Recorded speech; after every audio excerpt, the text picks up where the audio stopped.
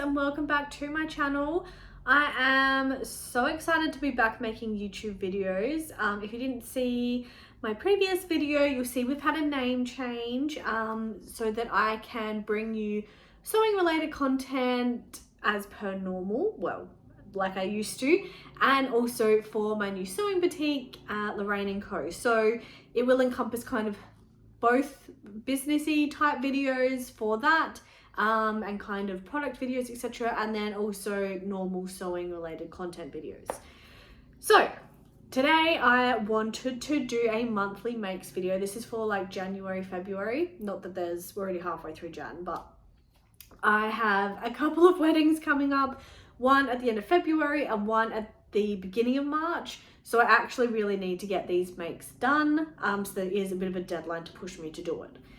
So I'm going to share with you the patterns and the fabric that I'm going to be using for those dresses, and then yeah, just talking about that a little bit, and then hopefully sometime in March I will share the finished makes with you, and over on Instagram as well.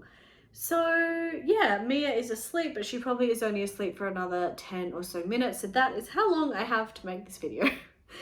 So first of all, for the wedding in February, this is a good school friend of mine who is getting married, and it is actually quite a large wedding, and I've actually swapped what I was going to do for these. So initially I was going to make a dress from Fiber Mood, and I'll like share it here for you so you can see. But this year I am really trying to, first of all, use patterns that I already own, and also use fabric in my stash, because I have a fair bit of fabric in my stash, and yeah, I really don't want to spend too much money on that this year. So those plans changed. I didn't want to buy another pattern. So then I had to find out what fabric I had to work out what kind of pattern I could do.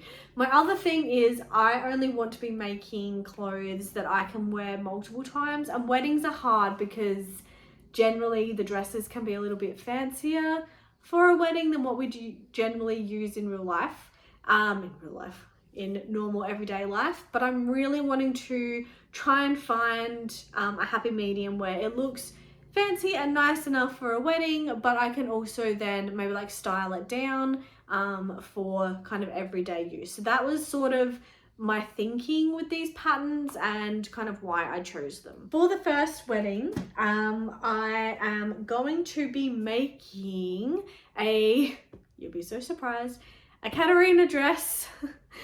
My absolute favorite seam work pattern. I have made so many Katarina dresses. But yeah, it's a really beautiful pattern and just so easy, and it fits me, and yeah, love it. So I'm going to make a Katarina dress. I'm going to make it out of this absolutely gorgeous print. I think it was like a cheesecloth was sort of where the fabric like was in Spotlight. I think I bought this a long time ago. But yeah, I thought that because it's sort of textured, it sort of gives it a little bit something extra. It's a color that I would wear all the time anyway, and I feel like it'll look really nice, like styled up. So I've got like my wedding shoes, like a nudie kind of color, and I've got some really beautiful earrings, and then obviously like makeup and hair and everything, and some other jewelry accessories. I feel like it would look really nice for a wedding. So yeah, this is the fabric, and I should have enough. I'm undecided whether I'm just gonna do like a 3/4 one or like a high-low one, which is what I've done in the past, but I'm probably gonna go with a midi length. I feel like I'll get more wear out of it then, and I'm going to make a tie for this as well, which like comes with the pattern. So yeah, really excited about that one. We'll do a little line drawing here so you can see, using Procreate templates. And these templates, if you like this, are going to be available to purchase from Lorraine & Co. It's going to take me a while to kind of build out the repertoire, but all you'll need is an iPad and Procreate, and you can kind of make your own of these really easily. Anyway, yeah, so that is the first one. So that wedding is at the end of February. So that is one I need to get done first, but the Katarina is a really easy dress, so that won't take me too long at all. Then for the second wedding, this one is actually back in Kenneth's hometown on the Eyre Peninsula of South Australia. So it's not a beach wedding, but it is a little bit more, you know, that kind of style. So I was going through my stash and I wasn't really sure that I had anything that would work. But then I came across this fabric and I think it would look really, really cute for this wedding. So also with this, I'm making matching bow ties for Kenneth. I'll pop a picture in of kind of what he's going to be wearing because he's wearing kind of the same thing to both weddings. So yeah, we're going to have matching, which is cute. So this is the fabric that I have chosen for the second wedding. Little bit more out there for me, but I love this fabric. I've had this for years. I don't know if you like watched me a really long time ago, but I did a fabric haul from a like fabric de-stash market thing that I went to, and that's where I bought this. So I have not used this for a very long time. So I'm really excited to use this one. I'm probably going to make Mia a little matching dress for this because she will probably be at the actual wedding with us, but just not at the like reception part. Mum and Dad are coming over with us, so they're going to look after her. But for this dress, I am going to be making all-time fave number 2, the Very Easy Vogue V9253. I will pop a little picture here of the one that I made for my cousin's wedding, and I have actually worn that dress a number of times since then, so it's definitely what I'm going to get wear out of. And yeah, this is the one. I'm going to probably make not the long version, that's a bit too much fabric for me, but the midi version like I did last time. It is actually a really easy sew. I followed the Stitch Sisters advice with this one, and I spoke about this like in a video I think when I made it, but instead of doing, I don't know if you can see, but it actually has binding on the neckline here. Instead of doing that, they made a facing for theirs, and I did that last time and it turned out really, really nicely. So I'm going to do that again. For my last make of this, I actually again followed the Stitch Sisters and did a ladder stitch to kind of bring this up a bit so it wasn't quite so booby. But for this wedding, I feel like I can get away with it. So I think I'm going to leave it kind of more open down here. I think that would look really, really nice for this one. So yeah, I absolutely love this make, and it's definitely something I will wear again. So yeah, going to make it out of this one, hopefully. The only problem with this is that the sleeves are like ingrown, so you do need to have like enough material for it. So hopefully I have enough, but yeah, that is my current plan, is to make this one out of this fabric, and I think it's going to look really, really cute. So they're kind of my 2 dress like fabric things that I'm doing for this month, so they have to be done obviously by the end of February is what I'd like. Mia has just woken up, I can see her on the monitor. But the other thing that I have kind of gotten into lately is crochet. Now, I am a knitter. If you've followed me for a while, you know I'm a knitter, and I've always struggled with crochet because I'm a really tight knitter, and I've tried really hard over the years to get a better tension with it, and I feel like I'm definitely in a good place with it now. But I really wanted to give crochet a go again, and I bought a packet of these crochet hooks from eBay.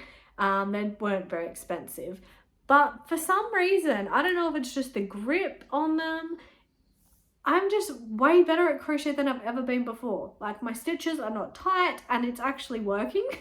Something has just all of a sudden clicked. So that's kind of exciting.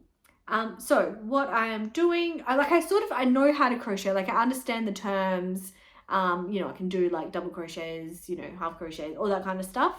But I just couldn't ever get my tension right. So it would never turn out. So anyway, now I have these little bad boys.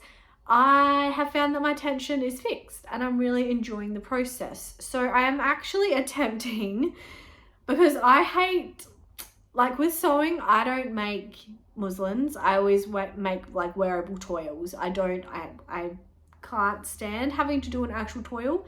I just don't have time and I don't really have the want. If I'm going to make something, I want to wear it. So that's the same with crochet. I sort of was doing some practice things, but then I'm like, I need to make something. So I found this super cute romper pattern online. I can't remember who the maker is, but I'll pop it here anyway, for Mia. So I am going to attempt to make this one, just setting myself a little bit of a challenge. This is not something that needs to be done in the next month, although, you know, she is a baby and she does grow quickly, but I am making the 6 to 12 month size. Mia is quite petite, but she is long, so she is like kind of above average for length. So yeah, in like her torso as well as her legs. So that's just something to keep in mind for me. But yeah, I'm making the 6 to 12 month size and I'm making it out of this really cute pink. It's just all a bit bully, I need to fix it. Pink, I think it's actually a cotton. I actually bought this from like a past client. They've closed down their store now at the time, and I can't exactly remember what it is. I know it looks very thin, but it is actually an 8-ply, but I'm pretty sure it's a cotton. But I have heaps of this left. I knitted a top out of it for myself, but it was just too gappy and too hot and I never really wore it. So I took it all apart and now I'm going to reuse it and make this little romper for Mia. So we'll see how that goes. But so far I'm really enjoying the process of it and yeah, kind of really enjoying the journey. This is where we're at so far. But yeah, my stitches have never looked so neat before. So I don't know what's happened, but it's just all of a sudden it's just clicked, which is amazing. So that is my makes video for this month, my plans for kind of January and February. And yeah, I will obviously let you know how I go. Keep an eye on Instagram because I might share some behind the scenes there if I remember. And yeah, I'm really excited to be back sharing these with you. So I'd love to know what you're making this month. It's summer in Australia, so our stuff is a little bit warmer, but I know it's cooler over in the Northern Hemisphere. So yeah, I'd love to know what you're making this month. Leave a comment down below. And if you're not subscribed already, please hit that subscribe button. And I cannot wait to see you in future videos. I should hopefully have a studio vlog for you next week, my very first one, which is kind of detailing the behind the scenes of Lorraine & Co. So hopefully you guys find that interesting because I absolutely love watching them. Anyway, I'm going to stop talking now because Mia's awake and I need to go and get her. So I will see you in my next video. Bye.